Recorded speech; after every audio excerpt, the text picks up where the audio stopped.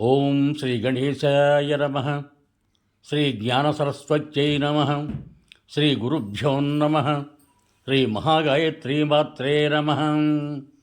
Shri మహాగాయత్రీమాత YouTube ఛానల్కు అందరికీ సాదర స్వాగతం. ఆహ్వానించువారు కాశీవజ్జల సుబ్రహ్మణ్య శర్మ, నిడదవోలు. పరశురాముని వీరోచిత గాథ. పరశురాముడి శిష్యుడైన అకృతవ్రణుడు ధర్మరాజుకు చెప్పసాగాడు. రాజా, భృగువంశంలో జమదగ్నికి పుట్టిన దేవసమానుడైన పరశురాముని వృత్తాంతం చెబుతాను.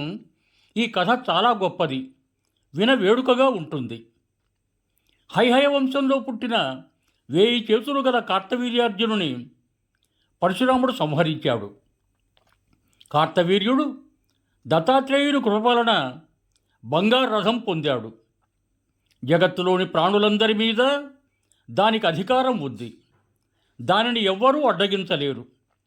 ఆ రథం వలన, వరప్రభావం వలన ఆ వీరుడు ఋషులను, యక్షులను అందరినీ అణిచివేసేవాడు. ఈ రీతిగా అందరినీ అంతటా అతడు బాధిస్తూ ఉండేవాడు. ఆ రోజుల్లోనే కన్యాకుబ్జ నగరాన్ని బలవంతుడైన గాధి అనే రాజు పరిపాలిస్తూ ఉండేవాడు. అతడు అడవిలో ఉంటూ ఉండగా అతనికి ఒక కూతురు కలిగింది. చాలా అందమైంది. ఆమె పేరు సత్యవతి. భృగునందనుడైన రుచీకుడు ఆమెను తనకిమ్మని అర్థించాడు. గాధిరాజు సమ్మతించి సత్యవతిని రుచీకునకు ఇచ్చి వివాహం చేశాడు. వివాహానంతరం భృగువు వచ్చి కోడలని కొడుకును చూచి ఆనందించాడు. అతడు కోడలని వరం కోరుకోమని, కావలసింది ఇస్తానని పలికాడు. తన మామగారి సంతోషం చూచి సత్యవతి తనకు తన తల్లికి పుత్ర సంతానం కలగాలని కోరుకుంది. అంతటా భృగువు, నీవు నీ తల్లి ఋతుస్నాతులై పుత్రకాంక్షతో నీ తల్లి రావి చెట్టును, నీవు అతి చెట్టును కౌగిలించుకోవాలి.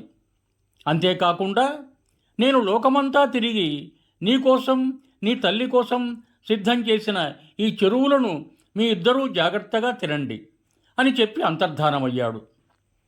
కానీ ఆ తల్లి కూతుళ్ళు చెరువును తినటంలోనూ, చెట్లను కౌగిలించుకోవటంలోనూ తారుమారు చేశారు. కొన్నాళ్ల తర్వాత భృగువు మళ్ళీ వచ్చాడు. దివ్యదృష్టితో వారు చేసిన పొరపాటును గుర్తించాడు. అతడు తన కోడలు సత్యవతితో, అమ్మాయి, చెరువు విషయంలోనూ, వృక్ష విషయంలోనూ నీ తల్లి తారుమారు చేసి నిన్ను మోసం చేసింది. నువ్వు తిన్న చెరువు, ఆలింగనం చేసుకున్న వృక్షం ప్రభావాల వలన నీకు పుట్టబోయే కొడుకు బ్రాహ్మడై ఉండి క్షత్రువుని వలె ప్రవర్తిస్తాడు. అలాగే నీ తల్లికి పుట్టబోయే కొడుకు క్షత్రుడై ఉండి కూడా బ్రాహ్మణుని వలె ప్రవర్తిస్తాడు. అతడు తేజస్శాలి, సన్మార్గ ప్రవర్తకుడు అవుతాడు అన్నాడు. ఆమె మామగారిని క్షమించమని పదే పదే ప్రార్థించింది. తన పౌత్రుడు అలా ఉన్నా పర్వాలేదు, కానీ కొడుకు మాత్రం అలా ఉండకూడదని మామగారిని వేడుకుంది. సరే, అలాగే జరుగుతుందిలే అని చెప్పి భృగు ఆమెను ప్రశంసించాడు. కాలం ఆసన్నమయ్యాక ఆమెకు జమదగ్ని మహర్షి జన్మించాడు. అతడు మహా తేజస్శాలి. జమదగ్ని వేదాధ్యయనం ప్రారంభించాక నియమం తప్పకుండా వేదాలు వల్లెవేయటం వలన వేదాలన్నీ కంఠస్థమయ్యాయి. అతడు ప్రసేనజిత్తుడనే రాజు దగ్గరకు వెళ్ళి అతని కుమార్తె రేణుకను అర్థించి వివాహం చేసుకున్నాడు. ఆమె పతికి అనుకూలవతి. ఆశ్రమంలో ఉంటూ భర్తతో పాటు రేణుక తపస్సు చేయసాగింది. ఆమెకు 4 కొడుకుల తరువాత పరశురాముడు 5వ వాడుగా పుట్టాడు. అతడు అందరికన్నా చిన్నవాడైన గుణాలలో అందరినీ మించినవాడు. ఒక రోజున పుత్రులందరూ పళ్ళ కోసం అడవికి వెళ్ళగానే రేణుక స్నానార్థం వెళ్ళింది. ఆమె స్నానం చేసి ఆశ్రమానికి తిరిగి వస్తూ దైవయోగం వలన జలక్రీడలాడుతున్న చిత్రరథుని చూసింది. సంపన్నుడైన ఆ రాజు జలక్రీడలాడటం చూసిన ఆమెకు మనస్సు చెలించింది. ఈ మానసిక వికారంతో అన్యమనస్కంగా, దైన్యంగా భయపడుతూ ఆశ్రమంలో అడుగుపెట్టింది. మహాత్ముడైన జమదగ్ని విషయమంతా గ్రహించాడు. బ్రహ్మ తేజస్సు కోల్పోయి అధీరురాలై ఉన్న ఆమెను చాలా నిందించాడు. ఇంతలో వారి నలుగురు పుత్రులు రుక్మవంతుడు, సుషేణుడు, వసువు, విశ్వావసువు అక్కడికి వచ్చారు. జమదగ్ని వారి నలుగురికి కూడా ఒక్కొక్కరికి మీ తల్లిని చంపండని చెప్పాడు. కానీ వారు మూఢులై నీళ్లు నములుతూ ఏమీ మాట్లాడలేదు. జమదగ్ని ఆగ్రహంతో వారిని ఆలోచనాశక్తి నశించి పక్షులు జంతువుల వలె జడబుద్ధులైపోతారని శపించాడు. వారి వెనుక శత్రు సంహారం చేయగల వీరుడు పరశురాముడు వచ్చాడు. ఆ జమదగ్ని మహాముని, నాయనా, ఈ పాపాత్ముడైన నీ తల్లిని వెంటనే సంహరించు, ఈమె గురించి ఏమాత్రం విచారించకు అని అతనికి చెప్పాడు. అది విని పరశురాముడు గండ్రగొడ్డల్ని తీసుకొని ఆమె తల నరికేశాడు. రాజా, జమదగ్ని కోపం తగ్గి శాంతించి, నాయన, అతి దుష్కరమైన పని నేను చెప్పిన వెంటనే చేశావు. నీకు ఏమేమి కావాలో అడుగు, అన్ని కోరికలు తీరుస్తాను అన్నాడు జమదగ్ని.